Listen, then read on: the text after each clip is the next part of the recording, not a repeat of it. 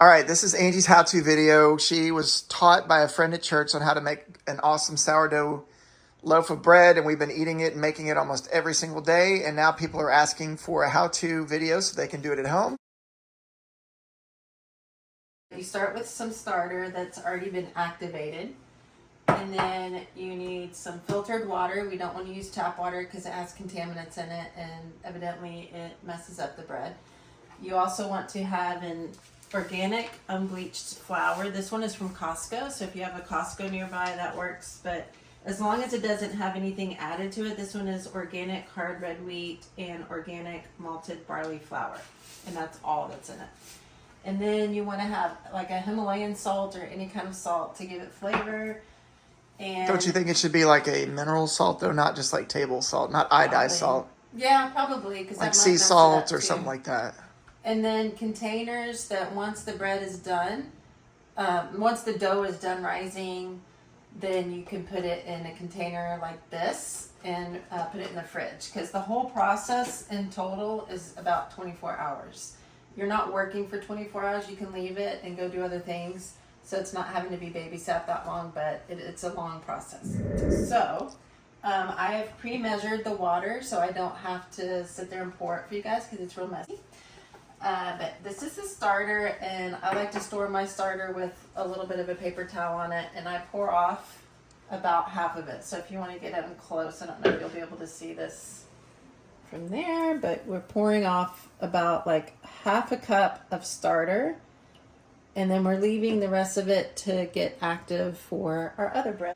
Then I do about 4 cups of water, and I've already measured this out because again it's real messy, and I put the water right in with my starter right away. And if you want to do a close-up of that too, I just stir that in. I do that till that's dissolved, and then I do about 5 of these little 3, 4, 5 of these spoons of salt that I figured is about 2 teaspoons of the salt, and I just stir that around until it's well mixed in and dissolved. And this is the fun part. I do about 8 cups of flour, and it's loose, so it's very loosely sifted flour in there. It's not pre-sifted or anything, but I just grab it.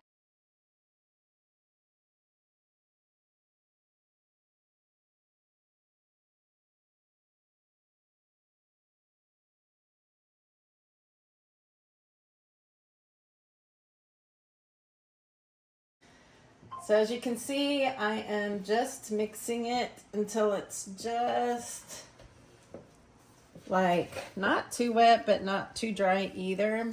I'm working the water through, and I'm scraping it off the sides with this spoon as well. So I'm making sure it's not sticking to the sides. Is there ever a need to add a little bit more water, or is there a certain consistency that you're going for? I just want it to look like a pie crust type mixture, or like not like a cake, not like pancakes, and not like waffles. So waffles and pancakes is more of a watery consistency. This would look more like a bread. And so if you can see where it's still sticky, so if I were, I could do this with my hands, but it gets all over my fingers, into my fingernails and everything, and I don't like that. And I found that using just the wooden spoon is perfect, and I can maneuver it however I want, and it works just fine. So and it gives you a good workout too. It does.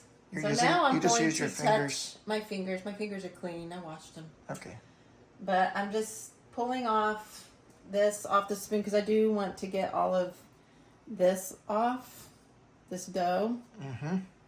And a friend of mine told us just recently that you don't want to pour the starter or any of this dough down the sink, even down your garbage disposal, because this stuff is like cement, and when it hardens, it is like so hard. Well, and we've seen it whenever it dries on something, it gets hard as a rock. It's bad, and so it'll clog your pipes. So I try to get everything off, as much of it off as I can.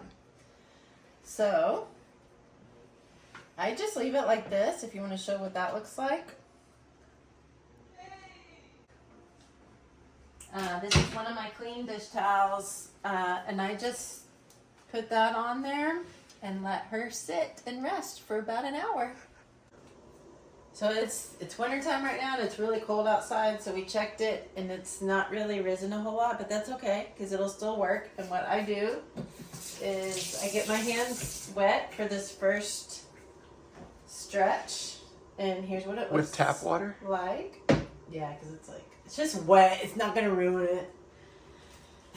And so this is called a stretch and fold. So you do not need sourdough bread. You stretch it and you fold it over. Stretch, fold. And then this last one is a stretch and a fold. So you do each 4 sides to where it's like a real pretty folding over.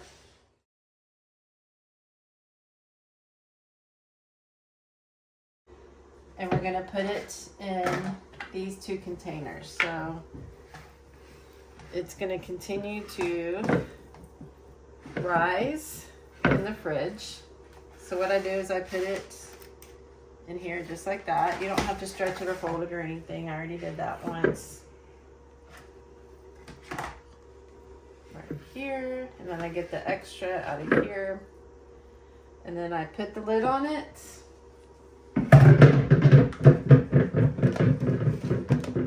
Just like that. And like that. And I'm gonna put this in the refrigerator and it's gonna sit overnight, and then I will show you what it does first thing in the morning. So I have taken out the dough from last night and actually have been letting it sit for about an hour, and it has risen up a bit.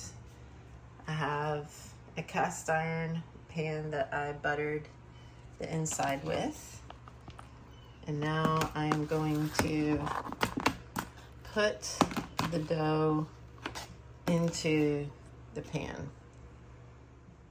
So I put the dough in the pan. This one's a little bit smaller than normal, but I just threw it in there. I didn't fold it or anything.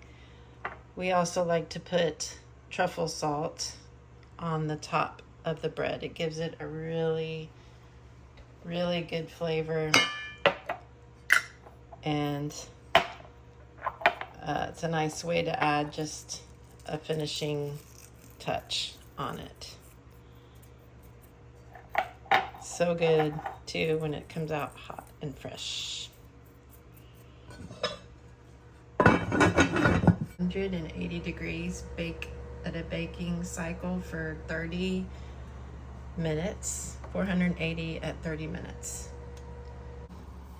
And put it in, lid on for 30 minutes. And we'll come back and check it. So the timer just went off. And now what we do is we take it out with the lid off. Woo, that looks good. It popped up, puffed up. And then with the lid off, I do about 420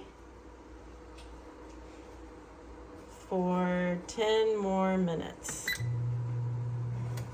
420 for 10 more minutes. And it's ready.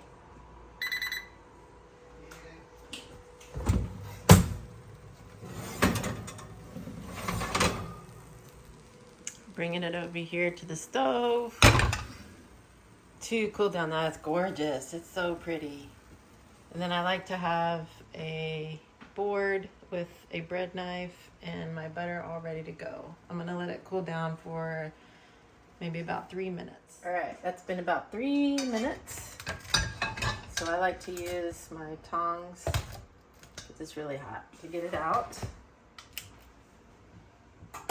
And that's the gorgeous bread. This is the best piece.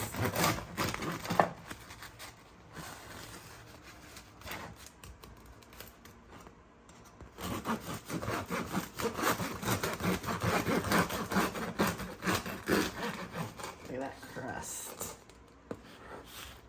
Mm. Yum. Yum.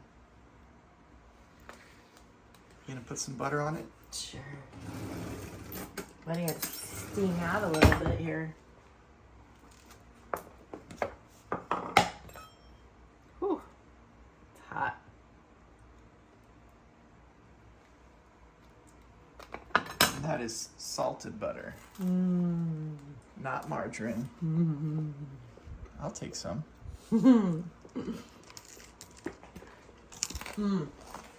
Oh yeah, Nom, nom.